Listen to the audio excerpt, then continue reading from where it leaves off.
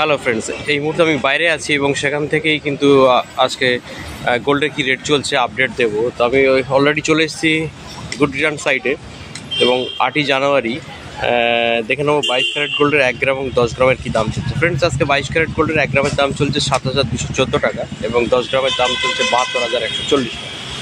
এর সঙ্গে সঙ্গে দেখে নেবো যে আজকে 24 ক্যারেট গোল্ডের 1 গ্রাম এবং 10 গ্রামের কী দাম চলছে। 1 গ্রামের দাম চলছে 7,870 টাকা এবং 10 গ্রামের দাম চলছে 78,700 টাকা।